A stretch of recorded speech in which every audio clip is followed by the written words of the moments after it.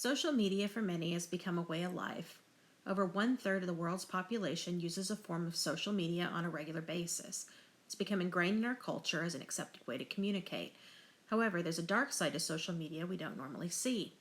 Online media platforms like Google, Facebook, and YouTube are self regulated, meaning there is no real governing body that exists to determine what is and is not acceptable. In her book, Content Moderation in the Shadows of Social Media, Sarah Roberts coins the term end users, who are average people who input or upload content to social media and see it appear on the platform. However, there exists intermediary agents who monitor and evaluate this content to make sure certain policies are followed.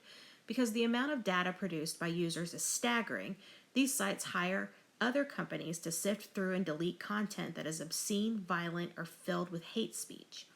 Lisa Parks calls this type of media digital pollution in her article Dirty Data: Content Moderation, Regulatory Outsourcing, and the Cleaners. The Cleaners is a documentary about Filipino employees working as content moderators in Manila. These employees make decisions on whether content uploaded by users should be ignored or deleted. The documentary is critical of the low wages these new class of workers in the digital economy face. Casey Newton's article for the website The Verge, called Bodies and Seats, investigates the same issues for U.S. employees working for a company called Cognizant in Tampa, Florida, which is contracted by Facebook to moderate extremely graphic and violent content. Employees are required to sign a 14-page non-disclosure agreement. The office environment was described as filthy, chaotic, and unsafe, and even though the company offers health care benefits and a help hotline, workers complain of lack of sleep, depression, PTSD, and suicide ideation. In an article, Facebook and the Folly of Self-Regulation on Wired.com, Silva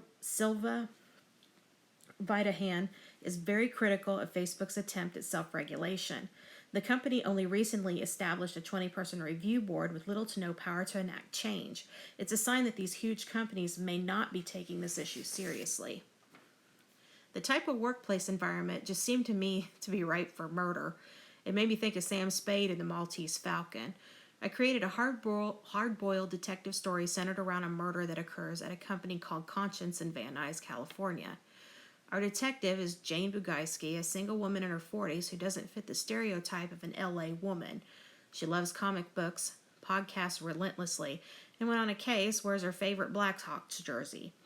Though it rarely rains in Los Angeles, I created a downpour, plus a rolling blackout to create some chaos in the city as our heroine drives around trying to solve the murder. It's a 24-hour whodunit in the City of Angels.